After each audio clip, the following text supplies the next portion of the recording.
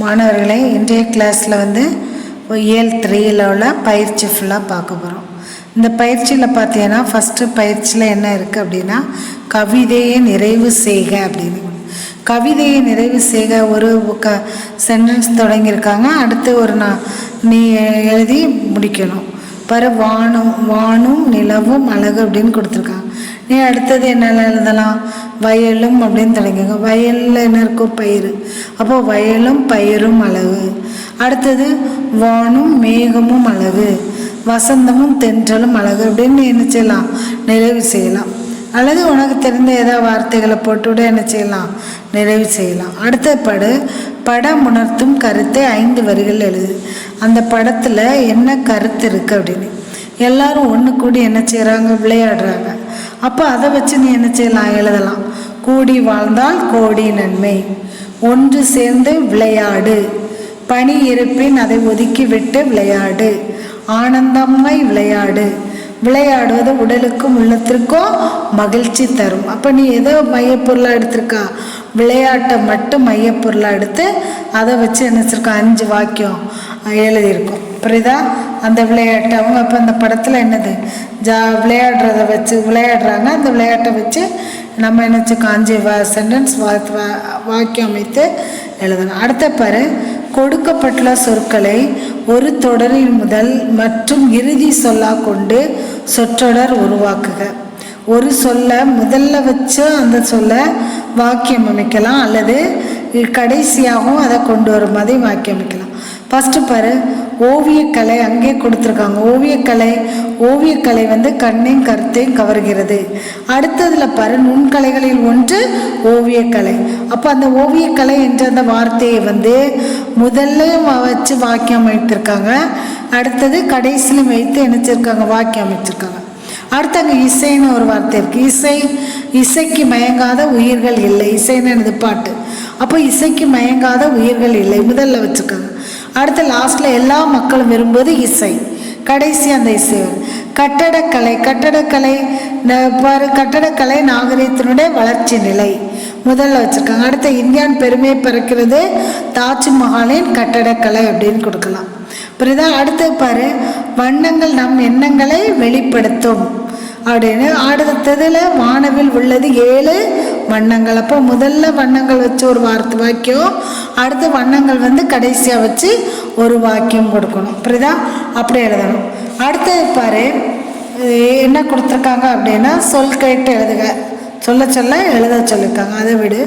அடுத்து இடைச்சொல்ல எதை சொல்லியிருக்காங்கன்னா இந்த இடைச்சொல்ல ஐயை சேர்த்து தொடரை மீண்டும் எழுதுக. புரியுதா? இடைச்சொல்ல நீ என்ன செய்யணும்? ஐ சேர்த்து எழுதணும். இப்போ கடல் பார்த்தான், கடல் ப்ளஸ் ஐ. புரியுதா? கடல் ப்ளஸ் ஐ. அதுக்கு முன்னாடி அங்கே எடுத்துக்காட்டு கொடுத்துருக்கலாம், அதை பார்ப்போம். வீடு கட்டினான், வீடு இடையில என்ன சேர்த்துருக்காங்க? ஐ. அடுத்து கட்டினான், அப்போ என்ன வரும்? வீட்டை கட்டினான் அப்படின்னு வரும். அடுத்தானே அதே போல் கடல் பார்த்தான், கடல் ரெண்டாவது என்ன எழுதணும்? ஐ ப்ளஸ் ஐ ப்ளஸ் பார்த்தான். அப்போ என்ன வரும்? கடல் பார்த்தான்.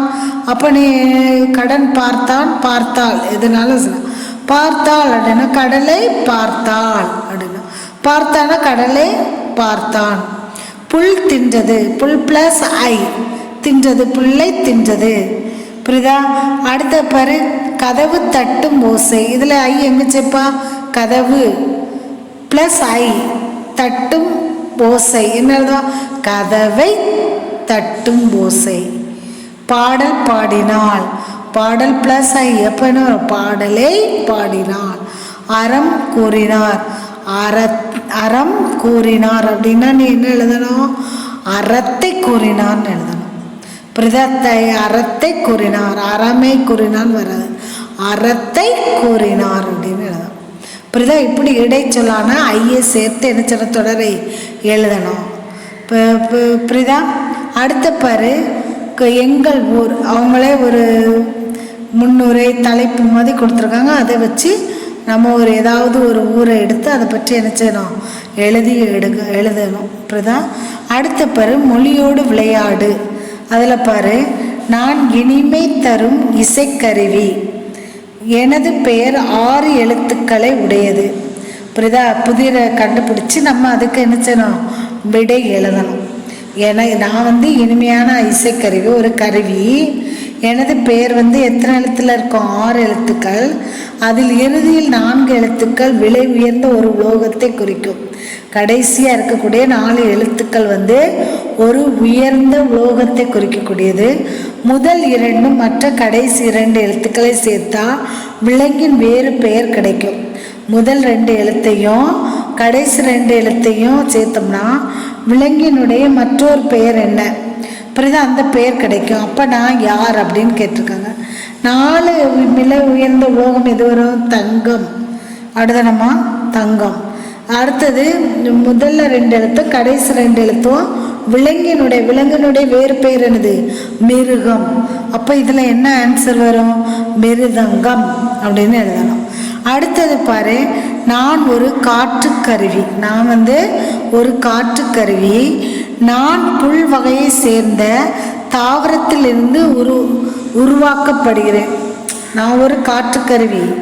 நான் எப்படி உருவாக்கப்படுகிறேன்னா ஒரு புல் வகையை சேர்ந்த தாவரத்திலிருந்து உருவாக்கப்படுகிறேன்.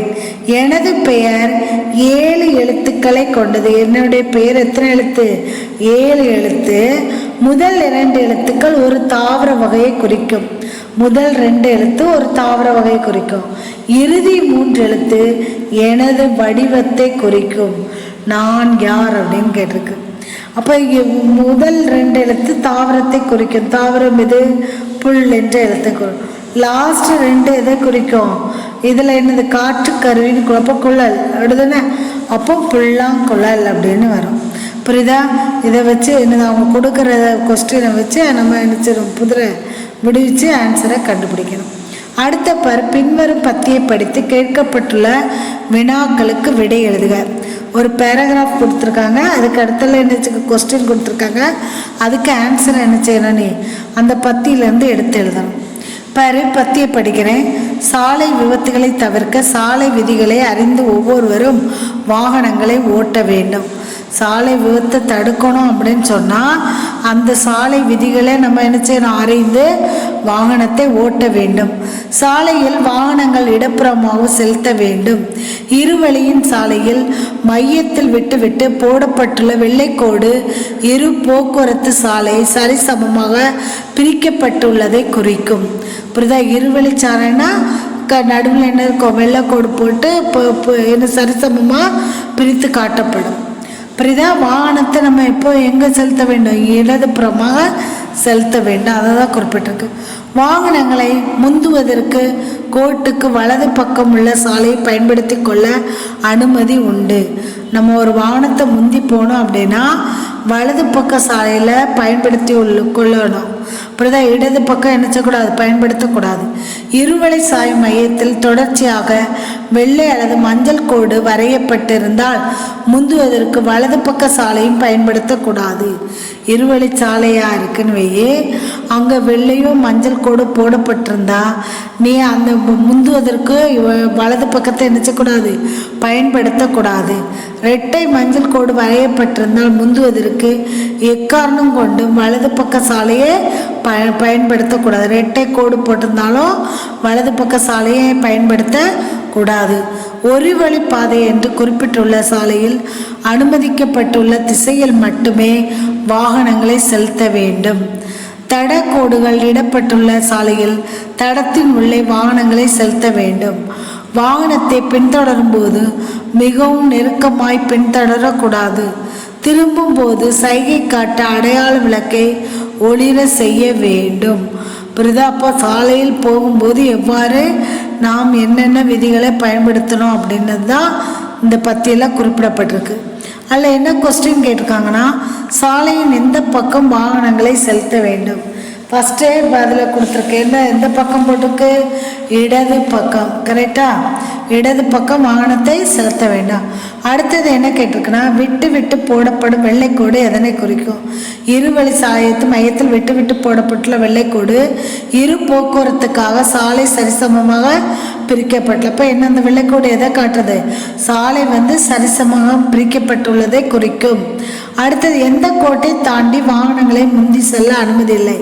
இருவழி சாலையும் மையத்தில் தொடர்ச்சியாக வெள்ளை அல்லது மஞ்சள் கோடு வரையப்பட்டிருந்தால் முந்துவதற்கு அனுமதி கிடையாது.